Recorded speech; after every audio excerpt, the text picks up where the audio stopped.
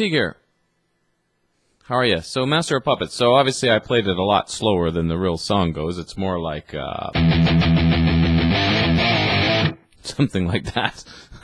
So, very fast. I have the tempo set here at 100 for learning it. So, let's see here. I'm just going to, oops, okay. So let's start in. It's just a 4-bar riff. We're going to start with open E. We're going to play one measure of eighth notes on E. So that would be 8 of them. Ideally, you could count to 8, but ideally we would count 1 and 2 and 3 and 4 and. It is all down-picked. However, at the real speed, which I believe is 2:15, it's very fast. So you might want to alternate pick it at that speed until you're able to down pick it. We'll talk a little bit more of ways to speed that up. But so that's measure 1, 1 and 2 and 3 and 4 and. Measure 2 is going to start with an open E. Oh, I left something out. We also want to palm mute.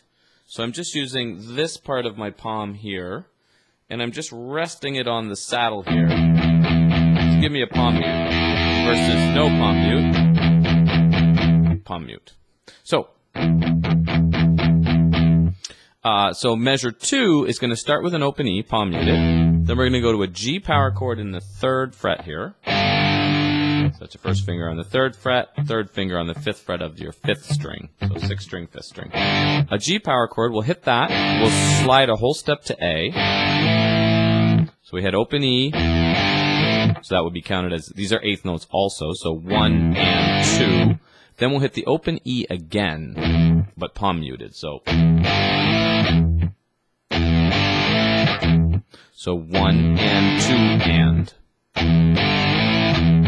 Then for beat 3, we'll hit this B flat power chord on the 6th fret, slide back to A, then hit the G power chord on the 3rd fret again, slide up to A. So I hit the B flat, I slide to A, I don't pick it, I hit the G, slide to A, I don't pick. So I didn't pick either of those A's. And that's just going 3 and 4 and. Oops, I forgot to hit the G. Sorry, sloppy. So I would practice that just like that, nice and slow. So you can concentrate on muting those E's and then work on speeding it up. Oops, I keep forgetting to pick that G.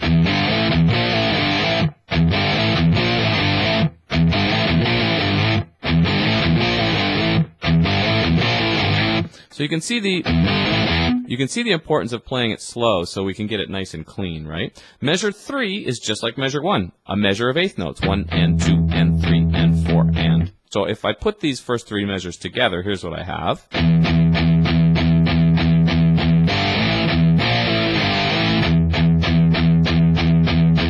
Pretty easy? Yeah, so now notice that the E, we ended up hitting it 9 times because you had a measure, right, which had 8 eighth notes in it, 1 and 2 and 3 and 4 and, that's 8 of them. And then for the start of measure 2, you hit the E again. So you actually ended up with 9 E's. Okay, here's where it gets really cool. So remember I said it was a 4-bar riff. The 4th measure, the bars measure the same thing. When I get to that 4th measure, it's only has 3 beats instead of 4. So we're going to go open E on beat 1, palm muted again, hit the G power chord, slide to the A. Now here's what's a little bit different this time. This A is a quarter note. It's being held, and then we're going to go G again, slide to the A. So this is just going to go 1 and 2, 3 and. There is no beat 4. So there's only 3 beats in that last measure. So where we had 1, 2, 3, 4, 1, 2, 3, 4, 1, 2, 3, 4, 1, 2, 3. And then it repeats. I notice I added something in there. I'm going to show you that. I used to play it this way, and I reverted back to it here because I found it a little bit easier. On that 3rd measure, or that 4th measure, the measure that only has 3 beats, I would go open E, G power chord, slide to the A. I would put an open E on the end of beat 2, and then back to G to A for beat 3. That way I would go 1 and 2 and 3 and. I just found because at that speed, at 215, it can be that quarter note being held can be just enough to kind of throw you off, especially if you're playing this with a band. But it's not really there on the record. It really should just be. So, but that's in there if you want, or you can add that in there if you find it helps. So let's try it together here.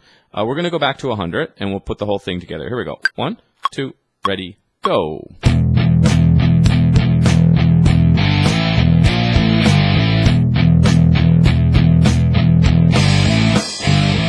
Nice. How did you make out with that?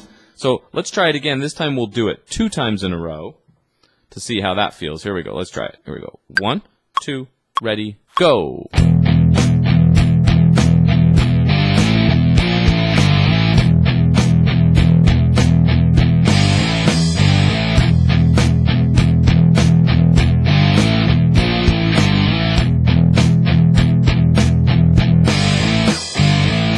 So you might have noticed the first time around I had that extra open E on the second time around I didn't. So remember, the second time is the correct way. The first time around with that open E, I think it just makes it a little bit easier to keep it in time. Okay, and then let's look at the second half of the verse. It basically modulates up a whole step, which means we take the riff and essentially just move it up a whole step, but a little bit different. So he moves for, our open E now moves up to F sharp. So you could go, just take your G power chord, move it up to A, and play the same riff, right? The problem is that F sharp that would sit in between, there'd be no way to jump back and forth. So that's not exactly what they do. And what's even cooler, so we have a measure of F sharp, 1 and 2 and 3 and 4, and so that's easy, right? Here's what's cool, though. When they go to this A power chord, instead, they play open A, and they play this 4th fret of your 4th string of your D string. This gives us an F sharp. You can play with your pinky or your 3rd finger. This gives us an interval of a 6 when we play. We're playing the 4th string and the 5th string together. A 6 sounds like dashing, dashing through the snow. Like that. Anybody cares for that's a son of a major 6.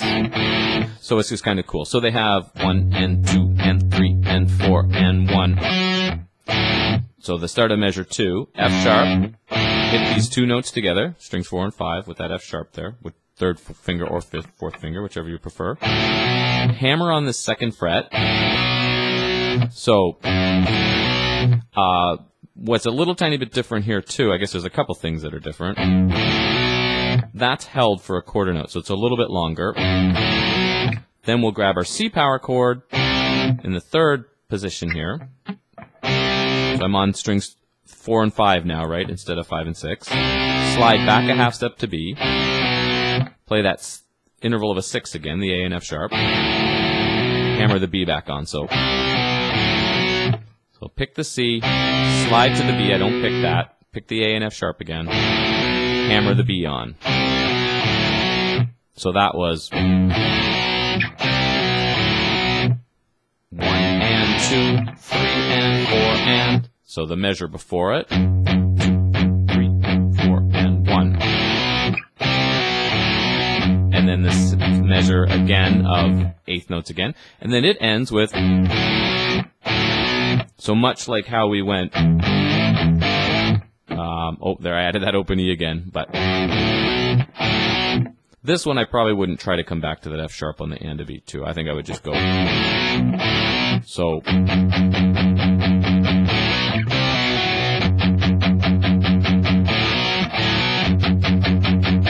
that's the second half of the verse. So